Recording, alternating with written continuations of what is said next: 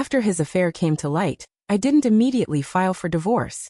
Instead, I maintained the facade of our affectionate relationship for 2 years, until I became pregnant and handed him the divorce papers.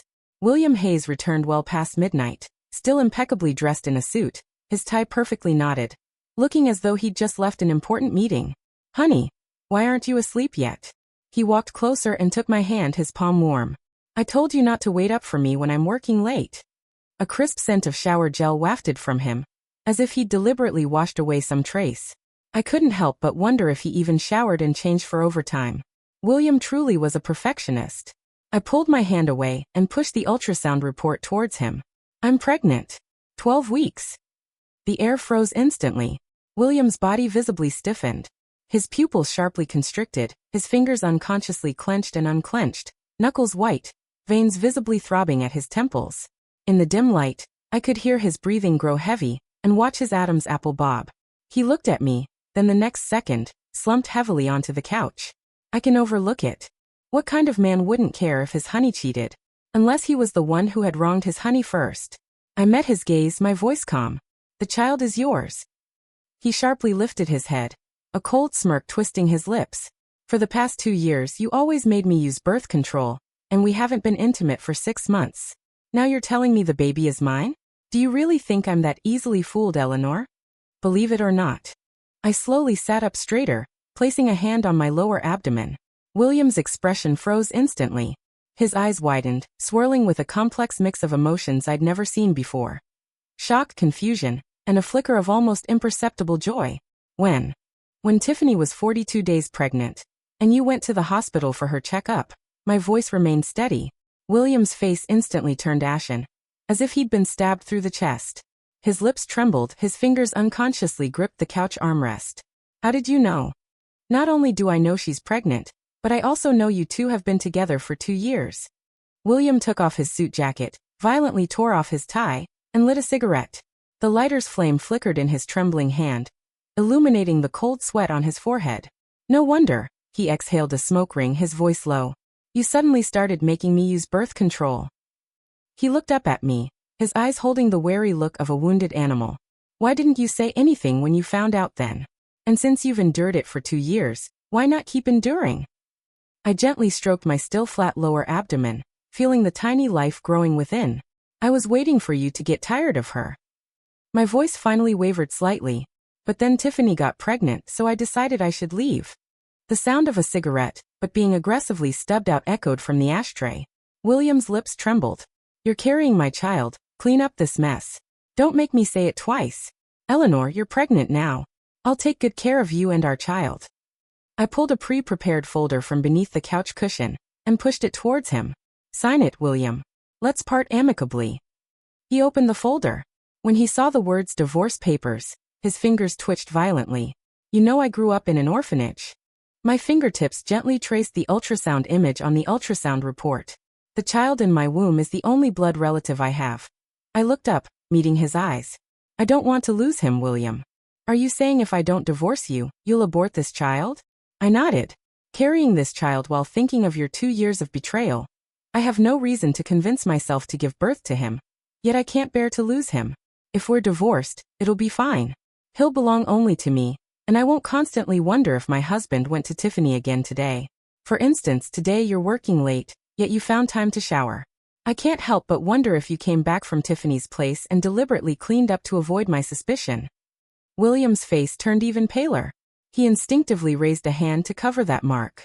I stood up, looking down at him. "I don't want to become a bitter, resentful wife. I still want to leave a good impression on you, so I think it's better if we separate." The living room fell silent, broken only by William's ragged breathing. The moonlight shifted, now shining directly on the divorce papers, white paper, black ink, stark and glaring. He finally spoke, his voice sounding as if it came from a great distance. "Give me some time. Let me think." I turned and walked towards the bedroom. 3 days. In 3 days I want your answer." Closing the bedroom door, I didn't turn on the light, just lay directly on the bed. In the darkness, tears silently streamed down my face. From outside the door came the sound of a glass shattering, followed by a thunderous slam of the door. I touched my lower abdomen and whispered, "Don't blame me. You were the one who betrayed first." What separates William and me isn't a chasm, it's a world apart. I was a child who grew up in an orphanage. Even my name, Eleanor, was chosen by Martha from a random word from a shampoo bottle. The day William was born, Hayes Enterprises' stock price surged.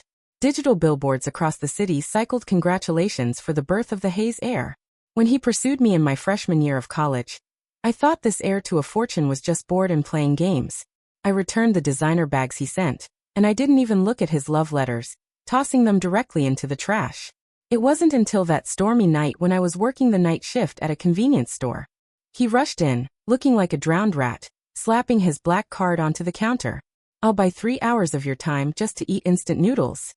Seeing his reddened eyes, I realized that even someone born with a silver spoon could cry. I later found out that day was the 10th anniversary of his mother's death.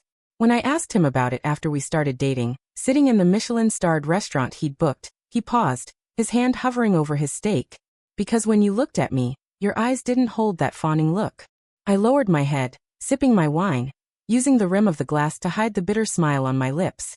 He would never know that the lack of sparkle in my eyes was because I had long seen through it all. Love was just a transaction.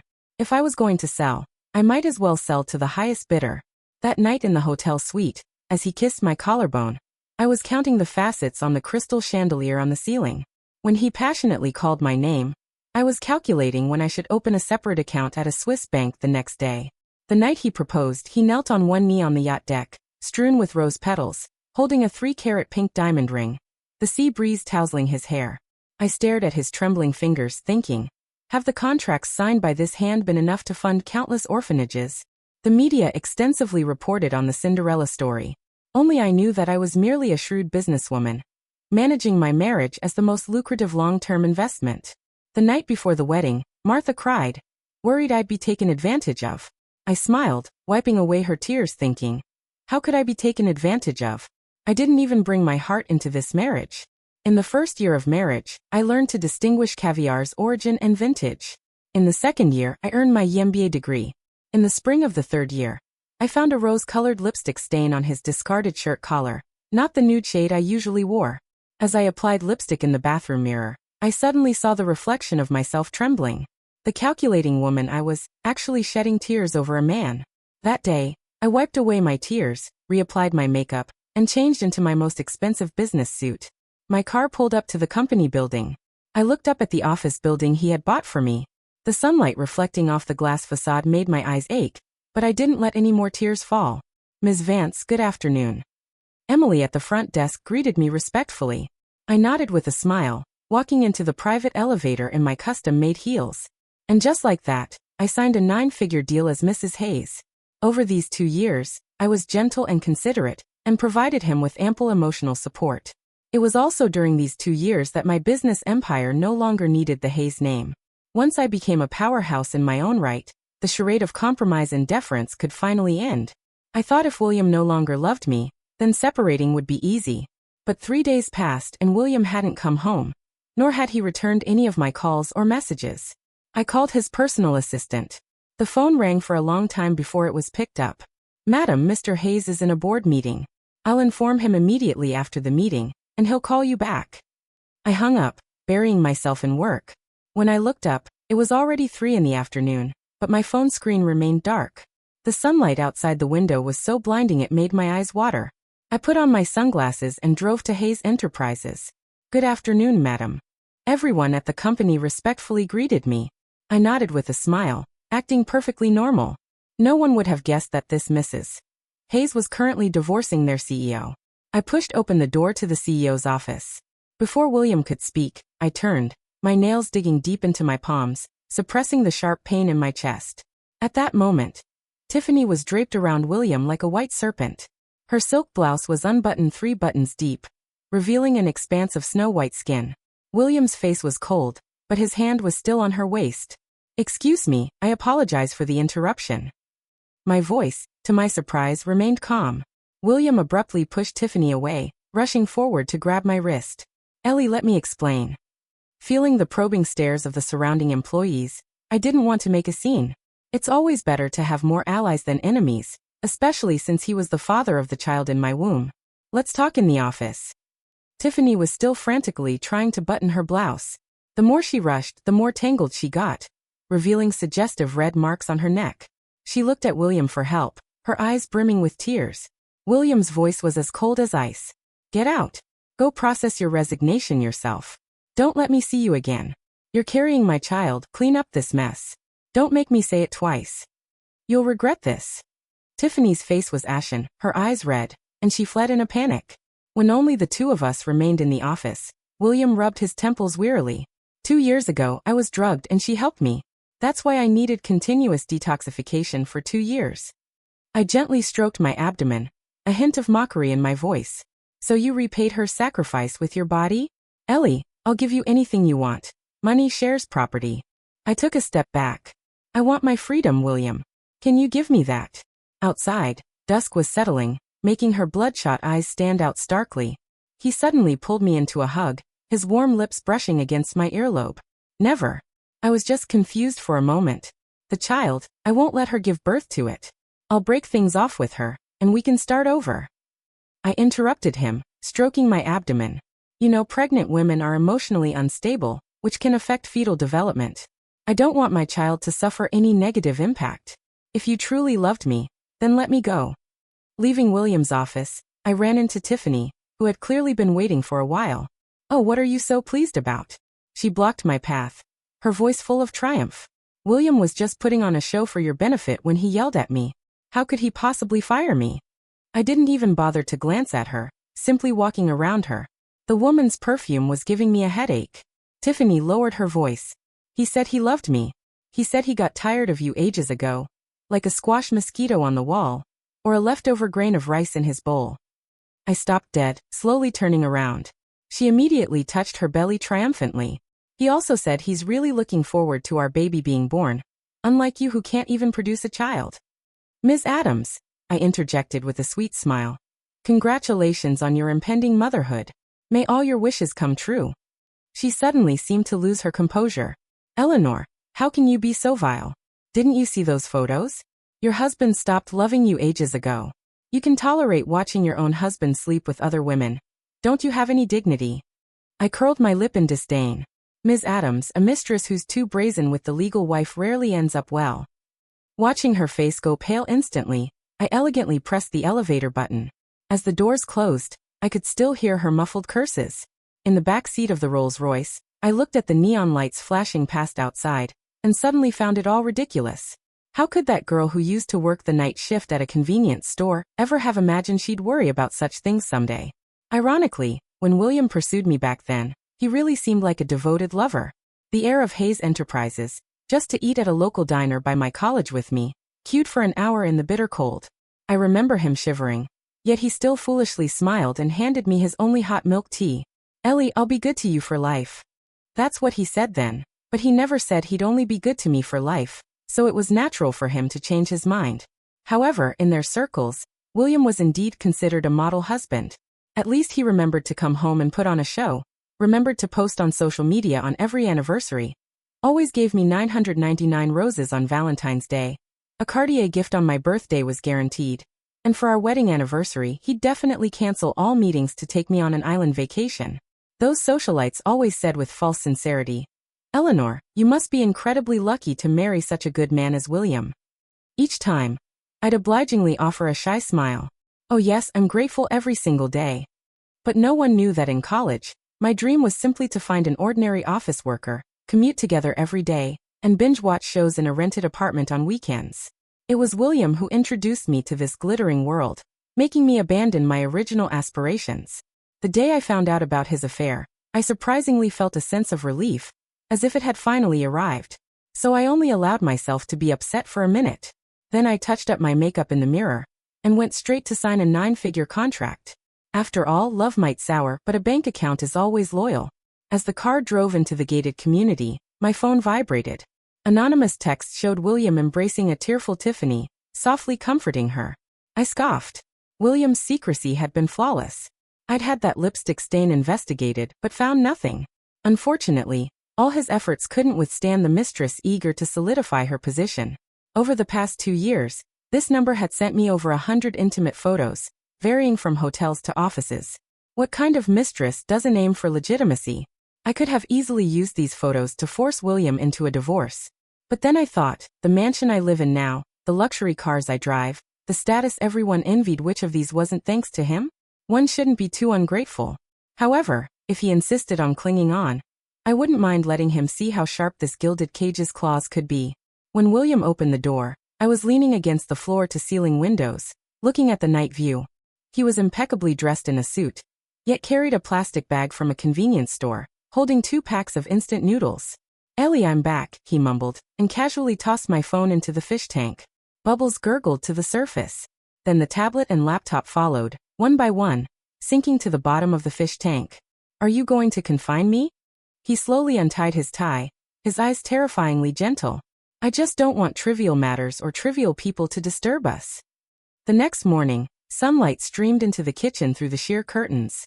William, wearing an apron, was cooking instant noodles, the same brand I'd bought him that night at the convenience store. "Try some." He presented a bowl like a treasure, his eyes gleaming with anticipation. I took the bowl and ate small bites. The noodles were overcooked, the broth too sparse, and it was terribly salty, yet it inexplicably brought tears to my eyes. He watched contentedly as I finished the last bite, wearing the familiar smile I once knew. On the third day, he somehow found a rusty bicycle, the seat cushioned by his suit jacket, yet it still dug uncomfortably into me. He rode very slowly, afraid of jostling me. He spoke into the wind, his voice full of laughter. I wrapped my arms around his waist, pressing my face against the white shirt on his back. It smelled of sunshine, but it was still different from what I remembered. On the 4th night, a projector was set up in the living room. He pulled out the old movie DVD we had watched countless times, its picture already blurry. Halfway through, I fell asleep on his shoulder, just as I used to.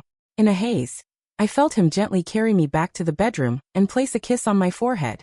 On the 5th day, the garden was lit with scented candles.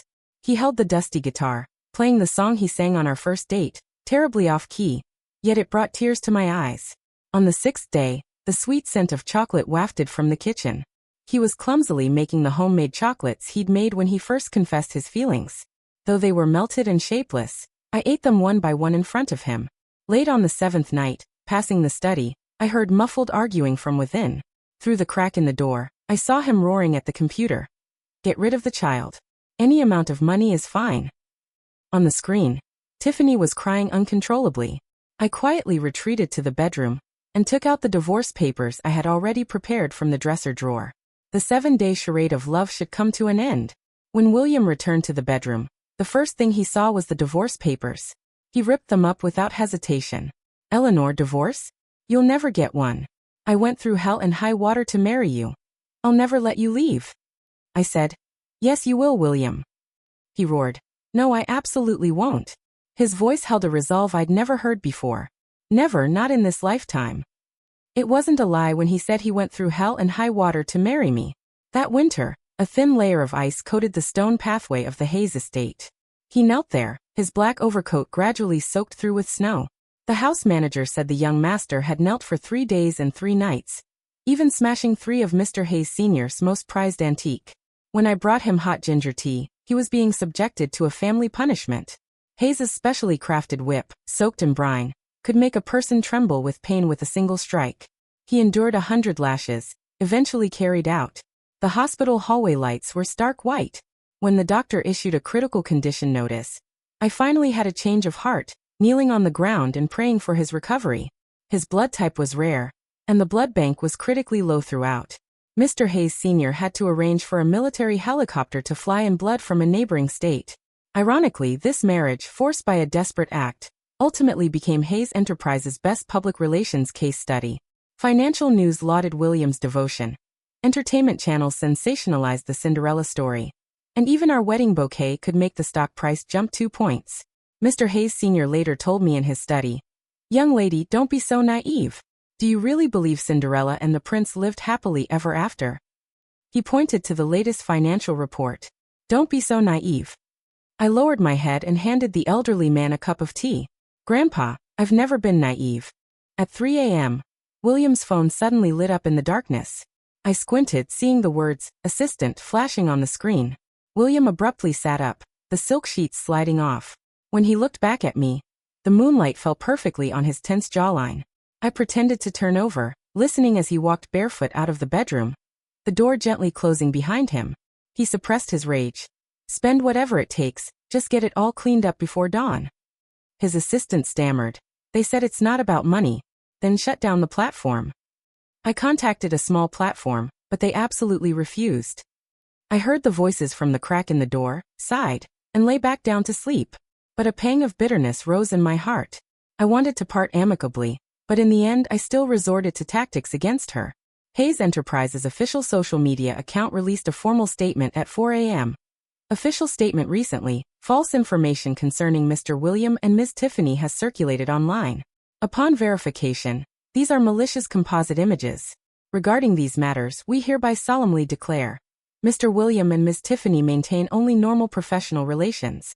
The images circulating online have been professionally authenticated as fakes. We have secured evidence regarding this false information and will pursue legal action against those spreading rumors. Hayes Enterprises always adheres to principles of integrity in business and firmly safeguards its corporate image and employees' legitimate rights. We urge all netizens not to believe or spread rumors. This declaration is hereby issued. The statement included a scanned formal document with a company seal and an image authentication report issued by a professional agency. The comments section was restricted, only displaying comments from officially verified accounts. The company website simultaneously updated the statement and displayed it as a prominent pop-up. Less than an hour after Hayes Enterprises' official social media account published the statement, the topic, William Tiffany Concrete Proof, suddenly trended on social media.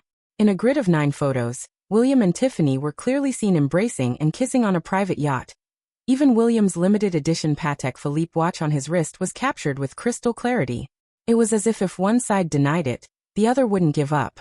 Would Hayes Enterprises dare to genuinely pursue legal action? I doubted it. After all, it was the truth, and couldn't withstand deep scrutiny. I walked barefoot on the Persian rug and saw William curled up on the couch. His phone screen still lit with a message Tiffany had just sent. Well, everyone's tearing into me.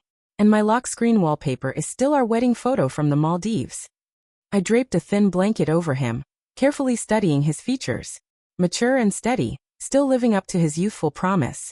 The Hayes Enterprises building was swarmed the next morning. Reporters holding long lenses and microphones, shouting headlines about the shattered high society fairy tale at the top of their lungs. The media was waiting for Hayes Enterprises to provide an explanation. After all, my wedding with William had been an unprecedented grand event, and our Cinderella story had captured everyone's attention. The media outlets that had once blessed us now circled like vultures circling carrion, ready to feast on this spectacle. Hayes Enterprises stock plummeted as soon as the market opened, but William ignored it, continuing his charade of love with me. For 3 consecutive days, anonymous numbers kept leaking information. Even the timeline of William and Tiffany relationship was clearly exposed. He visibly grew gaunt. On the 4th day, the shareholders collectively blocked the ornate wrought iron gate of the estate. I stood on the spiral staircase and saw William in front of the floor-to-ceiling windows, the ashtray piled high with cigarette butts. In the morning light, his silhouette seemed to have aged 10 years overnight. Divorce is unavoidable. When he turned, his gaze fell on my slightly bulging belly. You'll agree, I said softly, a wave of annoyance washing over me as I looked at his haggard face. He stubbed out his cigarette, his voice heavy with exhaustion. If this is what you want, I agree. I'll have my lawyer draft the agreement. All right. William called a press conference. Flashbulbs flashed like a sudden downpour. Reporters clamored, throwing out sharp questions. Mr. Hayes, intimate photos of you and Tiffany are circulating widely online. Are you having an affair? Ms. Vance, how do you view your husband's betrayal? Have the two of you already separated? I gently pressed William's tense arm. My fingertips tapped his cufflink 3 times our agreed-upon signal, meaning I would handle it. I elegantly took the microphone. First, I'd like to thank all the media for your concern. My voice was as steady as it was at previous press conferences. Mr. Hayes and I signed divorce papers 2 years ago, but considering business collaborations and shareholder interests, we hadn't publicly announced it. The hall erupted in an uproar. Reporters' fingers flew across their keyboards. This news would sweep the internet within a minute. Out of the corner of my eye, I saw William's fingers clenching at his side, knuckles white, his eyes filled with fury. Tiffany had somehow pushed her way to the front row. She was wearing a white dress today, looking like a picture of delicate innocence. A flicker of triumph crossed her eyes. quickly replaced by an expression on the verge of tears. She quickly stepped forward, taking William's arm, her voice sweet. "Eleanor is so thoughtful. Will and I are both very grateful for your understanding," she added pointedly. "After all, you can't force feelings, can you?" I looked at her feigned innocent expression, a perfect arc forming on my lips. Mr. Hayes's relationship with Ms. Adams indeed began after our divorce. Although we've separated, the collaboration between Hayes Enterprises and Vance Industries will not be affected. I paused, my gaze sweeping across the room. After all, business is business, and personal feelings are personal feelings. Tiffany's eyes suddenly reddened, her acting worthy of an Oscar. "Eleanor, saying that just makes me feel even more guilty." She turned to the media, her voice trembling. "I actually always respected Eleanor, it's just that feelings." She trailed off, leaving just the right amount of room for speculation. I scoffed. What an idiot. William's face was terrifyingly grim. He abruptly pulled his arm away, his voice icy, not even sparing Tiffany a glance. "As Ms. Vance stated, we maintain a relationship of mutual respect. Even though we are divorced, we remain excellent business partners." After the press conference, William was called away by his assistant. Tiffany blocked me backstage, her face still tear-streaked, but her voice was full of provocation. "Ms. Vance, now that you're divorced, don't show your face around Will anymore." I calmly placed my clutch on the vanity table and slowly reapplied my lipstick. "Ms. Adams, you should know the truth of the matter better than I do." I turned to face her, a slight smile on my lips. "However, even if William and I divorce, I won't avoid him. After all, the collaboration between Hayes Enterprises and Vance Industries is worth $2.7 billion. If I don't see him, will you sign the documents instead?" Tiffany's face stiffened. I continued. "Moreover," I said, gently stroking my still flat lower abdomen, "William is still the father of the child in my womb. I might avoid him, but my child can't be without a father, can he?" Her expression froze instantly, her carefully made-up eyes wide as if they might pop out of their sockets. "That's impossible." I elegantly picked up my clutch. "Congratulations on soon becoming Mrs. Hayes." Walking out of the lounge, I took a deep breath. The cool air of the underground parking garage washed over me. I walked in my heels, my footsteps echoing in the vast space. "Why did you say that?" William suddenly rushed out and grabbed my wrist. His voice was low, his eyes swirling with emotions I couldn't decipher. I gently pulled my hand away. The original script had been written long ago. I was to smile gracefully, say the photos were merely clumsy photoshopped fakes, and declare it all a ridiculous misunderstanding. Then sign the divorce papers in private. But in the end I tore up the script. The reporters aren't fools. You and Tiffany really were together, and that can't withstand deep investigation. Regardless, the stock price is stable, the outcome is the same, so it doesn't matter. His eyes were bloodshot. "Do you really want Tiffany and me to be together that badly?" I laughed. With so many reporters watching, it was merely going with the flow. His Adam's apple bobbed. "You know, Tiffany and I were just putting on a show," I finished for him, a smile not reaching my eyes. "That's just how it is in our circles." William didn't need to explain. I understood. "Since you know that's how it is in our circles, why can't you be the same?" Watching the struggle in his eyes, I turned and got into my car. The driver asked me, "Ms. Vance, where to?" "To the company." Sitting in the car, I suddenly recalled the nonchalant way those wives at the first high society gala talked about their husbands' mistresses. The shock and bewilderment I felt then had now morphed into a bitter smile on my lips. I thought I could learn to turn a blind eye, just like them, but it turned out I couldn't. Thinking of William entangled with other women, my heart felt like it was being squeezed by an invisible hand, aching and trembling with resentment. Fortunately, after 2 years of endurance, Vance Industries no longer needed to rely on Hayes Enterprises. The business proposals I revised alone late into the night, the social events I attended under the guise of being Mrs. Hayes, they finally gave me the confidence to walk away completely. Hayes Enterprises' stock price finally stabilized. Tiffany's high-profile appearance continued to be sensationalized by the media for several days. The public clearly didn't fully believe my claim that William and I had already divorced. Financial reporters analyzed stock fluctuations, while the entertainment section speculated that the divorce 2 years ago was merely a public relations tactic to cover up William's affair. After all, our marriage had once shocked all of Pacific City, but a silent divorce seemed illogical. If Tiffany had been smart enough, she would have stayed silent. The parties involved had already clarified, and platforms had issued apology statements admitting the images were doctored. Reporters lacked solid evidence, at most writing a few speculative articles, but she chose to stage that clumsy act at the press conference. Clinging to William's arm with reddened eyes, she spoke of respecting Eleanor, but her eyes were filled with triumph. The outcome was predictable. The label of scheming, manipulative homewrecker instantly swept across the internet. Netizens even dug up old photos of her from her early days mingling in high society. Different galas, similar white dresses, identical delicate postures. Her social media accounts were completely overwhelmed, and William's public image suffered a backlash as well. After all, our wedding of the century had been a citywide sensation, and ending this way was truly lamentable. I sat in my office, watching news notifications pop up one after another, unable to suppress a cold laugh.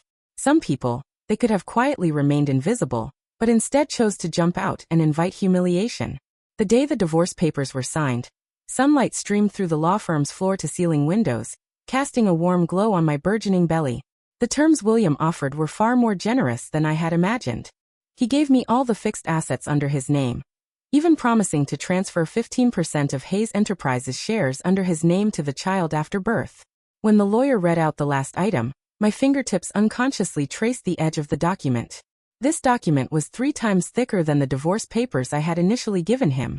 Even the marital villa we currently lived in was left to me. The house manager said Mr. Hayes specifically instructed that all furniture and furnishings be kept as they were, so as not to bother the pregnant woman. Looking at the star projector he had personally installed in the master bedroom, I suddenly realized this man had truly loved me. I never believed Cinderella and the prince lived happily ever after, and facts proved me right. In 5 years of marriage, I didn't, like those naive heroines in novels, wish for a man's complete love. Instead, I used his faint affection to finally achieve a breakthrough in social status. I packed all his belongings and had my assistant send them to his new villa that very day. To my surprise, that same afternoon, his assistant arrived with a convoy of cars, ringing the doorbell. 3 business vans were filled with infant supplies. German-made anti-colic temperature-controlled bottles, Swiss customized pure cotton swaddling blankets, and even a nursery diffuser with my preferred cedarwood scent. When the assistant handed me the delivery receipt, he hesitated, as if wanting to say more. Mr. Hayes said, "If you don't like these styles." I signed my name with practiced ease, suddenly recalling the scene from our wedding year when he asked me to sign a contract. Back then he held my hand and said, "The stroke should be firm." Now my signature could practically cut through the paper. After the divorce, I became a legend in Pacific City's business circles. The socialites who once scorned my humble origins now vied to invite me to charity auctions. The collaboration terms with Hayes Enterprises, which offered a 20% profit share, doubled my company's valuation within 3 months. The day I signed the international order, I donated to every orphanage in the city. The director held my hand and said, "You finally put my mind at ease." Yes, I looked at the familiar Hayes signature on the donation list, my eyes devoid of any emotion. At 8 months pregnant, I still attended the tech summit. Under the crystal chandeliers, I calmly raised a glass, my pregnant belly prominent. Mr. Thompson, who once mocked me as the orphan who climbed the ranks, was now raising a toast to me, his face wreathed in smiles. "Ms. Vance, you truly are a remarkable woman." My own career endeavors are still ongoing. Compared to Mr. Thompson's feat of closing deals while on N4 drip back then, my efforts are nothing. I swirled the pomegranate juice in my glass, and turned, meeting a pair of deep-set eyes. William stood 3 steps away, his navy tie, tied in a Windsor knot below his Adam's apple. It was a gift I'd given him for his birthday last year. His gaze shifted from my bulging abdomen to my face. His Adam's apple bobbed, but he simply raised his glass. When a waiter accidentally bumped into me, he rushed over faster than my bodyguards. His fingers, warm and dry, gripped my elbow, and on his ring finger, he still wore our wedding ring. "Careful." That, he said, was the first thing we'd spoken since our divorce. I told Tiffany that I would remain in contact with William, but in truth, I tried to avoid meeting him and had my assistant handle everything. I smiled, thanked him, turned away from William, and continued to navigate effortlessly among the guests. When Tiffany appeared, the entire ballroom seemed to fall silent for a moment. She walked in on stiletto heels, wearing a perfectly tailored red gown, her lips a vivid crimson, and her gaze pierced straight through me. "Ms. Vance, long time no see. It's truly admirable to be so dedicated while pregnant." I noticed her flat stomach, and curved my lips into a smile. "You're too kind, Ms. Adams." On the day of the divorce, I opened the chat from that unknown number right in front of William and deleted those explicit photos one by one, right in front of her. It worked perfectly. William's assets could only belong to the child in my womb. I swirled the pomegranate juice in my hand, a slight smile playing on my lips. To what are you referring, Ms. Adams? She scoffed, her voice deliberately rising. Hayes Enterprises gave you a 20% profit share, regularly sends infant supplies and prenatal supplements every month, and he even waits in the hospital hallway until your checkups are finished. The ballroom fell completely silent. I gently caressed my stomach, then looked up at William. So. She seemed enraged by my calm demeanor, her voice suddenly sharp. You knew everything, yet you didn't stop it. You readily accepted it. You even seduced him after the divorce. I chuckled softly. My pregnant belly made my movements a little sluggish, but it didn't prevent me from looking down at her. Ms. Adams, William isn't marrying you because he simply doesn't love you. Her expression froze. I leisurely adjusted my shawl. You've been by his side for so long, yet you haven't even received an official title. It's quite pathetic when you think about it. Her nails dug deep into her palms, her exquisitely made-up face slightly contorted. You think you're so great? He only pities you. You're just relying on the child in your womb, but who knows if the child in your womb is even? Seeing her wild gaze, I instinctively shielded my prominent belly. I thought Tiffany had gone insane. It seemed she might lunge at me at any moment. I narrowed my eyes, looking around, wondering how I would protect myself if she lost control. Tiffany. A low, cold male voice came from behind her. William had appeared behind her at some point, his expression stern, the pressure around him terrifyingly low. I let out a huge sigh of relief. Thank goodness. Tiffany spun around abruptly, the malevolence on her face instantly transforming into a tremble. Will, I was just. Get out. His voice was soft, yet it sent shivers down the spines of everyone in the ballroom. Tiffany's face turned stark white. You don't see anything I'm saying. William enunciated each word. Get out. His executive assistant immediately stepped forward and politely, but firmly escorted Tiffany out. Silence enveloped the ballroom. William's gaze fell on me. His Adam's apple bobbed once, and he finally said in a low voice, I'll take you back. I smiled and shook my head. That won't be necessary, Mr. Hayes. As I turned to leave, I heard him say behind me, Can I be there when you give birth? Yes. I didn't look back. After all, they are your children too. You'll always protect them. I didn't look at the glimmer in his eyes. I only knew I would soon achieve my goal. The next day, my assistant reported that Tiffany had been sent away, the kind of departure where she'd never be able to return. I curved my lips into a smile, then informed William that I would have a C-section in 20 days. For a relationship haunted by the past, a lingering connection, this was how it had to be. On the bench outside the delivery room, William's suit was completely wrinkled. When the nurse brought out the crying infants, this man, who was decisive and ruthless in business, actually stumbled. The boy and a girl were both healthy. He tremblingly accepted the swaddling blankets, tears falling onto the infants' wrinkled, red faces. I lay on the gurney, watching him, and suddenly remembered that night 5 years ago, when he knelt at the Hayes estate, begging Mr. Hayes Sr. to allow him to marry me. His tears were just as hot. Let's get a paternity test, I said hoarsely as the anesthesia wore off. He shook his head, his thumb gently brushing away a tear from the corner of my eye. I trust you, but I still had my assistant send the samples. This child was indeed not conceived through our direct intimacy. It was from sperm he had frozen during the year we were most in love, and I was his wife. It was a legitimate and lawful use. On the day the report came out, William divided 15% of his shares equally between the two children. And Mr. Hayes Sr. also sent generous gifts. The old man who once said I wasn't good enough for his grandson now had a substantial amount on the check. You certainly impressed me. As he left, he glanced at the crib, and I smiled serenely at the two little ones. Both children were mine, and after my divorce, I had secured so many benefits for them. See how amazing your mother is. After the children were born, my relationship with William seemed to soften. William began appearing frequently elsewhere. Sometimes he brought a Swiss customized rattle, sometimes he simply worked quietly beside the bassinet. Tiffany was like a pencil mark erased. No one ever mentioned her again.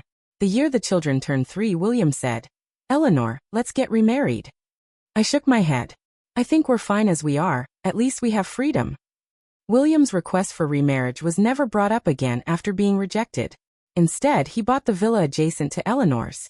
He stood before the floor-to-ceiling windows on the third floor, watching Eleanor holding the children and basking in the sun in the backyard. He suddenly felt she was right. This was good too. At least he could watch Eleanor smiling and raising their children. He loved Eleanor to his core. He would even give his life for her. But their social circle was like a bottomless, murky pool. Even the clearest mind would be tainted. He thought he could maintain his boundaries, but on a certain drunken night, he was enticed by Tiffany's perfume. Those photos were so clear. On the day they got their marriage certificate, Eleanor deleted those photos from the stranger, right in front of him. No wonder he believed his secret keeping was impeccable. He never stayed out without reason and never neglected his wife. He could differentiate. Women outside were merely playthings, but Eleanor at home was his soul's sanctuary. But seeing those photos, he realized how foolish he had been, having underestimated a woman's determination to climb the ranks. That day, he directly grabbed Tiffany by the throat and pressed her against the wall. "Didn't I tell you some lines shouldn't be crossed?" Tiffany struggled, her face flushed. "You and Eleanor are already divorced. What I'm carrying is just a bastard." He released her, then leisurely wiped his fingertips with a handkerchief. "Tomorrow 10 o'clock, Mercy General Hospital." Later, it was heard that she had a severe hemorrhage on the operating table and would never be able to have children again. She was in a board meeting, her signature pen pausing for half a second before she continued signing the merger documents. That night, the head surgeon's account simply received a 7-figure deposit. A woman who couldn't bear children, she was merely being kept. Yet he hadn't expected her to have the audacity to seek out Eleanor. Tiffany had been sent away by Eleanor for good. She could never hope to return. The floor-to-ceiling windows reflected her solitary figure, wine swirling in the glass. In this circle, everyone craved genuine affection. Yet they were most adept at trampling it. She once thought she would be an exception, but in the end, she became the most cliched kind of person. He smiled bitterly, tilting his head back to finish his drink. All of this was his own doing. My new boyfriend, Leo Brooks, was a 6'1" model. He always loved lounging around the villa in the custom-tailored shirts I bought him, his 8-pack abs faintly visible, clingy like a big dog. "Eleanor, can you come to an art exhibition with me today?" He rested his chin on my shoulder, his eyelashes shimmering golden in the sunlight. I knew he was after my black card, just as I was after his endless passion and perfectly timed jealousy. The day William ran into Leo Brooks, my young boyfriend was crouching in the garden, tying my shoelace. I looked up and met William's gaze. The Lego blocks he'd bought for the children slipped from his hand and clattered to the ground. For an entire week, Hayes Enterprises kept undercutting my projects on 3 deals. The business war was raging. When I got home, even my daughter looked up and asked, "Mommy, why did Daddy throw away the stuffed animal Leo gave me?" I gently chuckled, stroking my daughter's soft hair. William was probably still living in that self-deceptive dream, thinking that even if we didn't remarry, we could continue like this forever. He still refused to believe our divorce was his own doing, a calculated scheme of mine. Last night, while sorting through old belongings, I found a photo of William kneeling on a yacht, pleading with me, which reminded me of the blood seeping into the snow from his back, stark as a crimson rose. Looking back now, was I moved then? Yes, moved. Shocked. Heartbroken. And willing. Leo Brooks wrapped his arms around me from behind. "Eleanor, what are you looking at?" His warm breath brushed my earlobe, his young body radiating vibrant energy. I closed the photo album, suddenly realizing that the William who once stirred my heart in my memories had faded, like an old, discolored photograph. Outside the floor-to-ceiling windows, William's car had once again been parked by the roadside all night. Should I invite him in? Leo Brooks handed me warm milk, and I drew the curtains. No. On my 40th birthday, I had my lawyer deliver the separation agreement to Leo Brooks's apartment. He burst into my office, still wearing the limited edition suit I had given him, his tie askew, like an abandoned large dog. "Eleanor, what did I do wrong?" His eyes were bloodshot. A 30-year-old man. Yet his crying still held a boyish grievance. Sunlight streamed through the floor-to-ceiling windows, illuminating his carefully sculpted abs. I pushed aside the financial reports and gestured for him to sit. "You're fine." My fountain pen tapped lightly on the agreement. "You've grown accustomed to this villa in Riverbend Estates and that Aston Martin in the garage." He abruptly grabbed my hand. "I don't want any of this." I pulled my hand back. "Don't be naive. Wasn't this all you wanted when you first approached me?" Leo Brooks finally signed the agreement, his handwriting pressing through the paper. As he left, he stood at the doorway, his voice hoarse. "At least tell me why." I turned my office chair, and gazed out the window. The sky at 40 was no different than it was at 30. Those late-night intimacies were, after all, merely a transaction of mutual benefit. I'm tired of it, I said. The snow fell heavier and heavier, quickly covering his departing footprints. The next day, Hayes Enterprises sent a collaboration offer. I opened the proposal.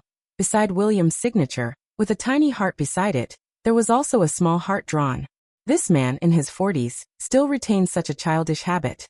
My phone vibrated. William sent a message. I heard you broke up. Would you consider me again? I scoffed. Men were truly ridiculous. They let go, only to relentlessly pursue afterward. Younger companionship awaited me. Why would I seek out an old man? I replied. You're merely the father of my children.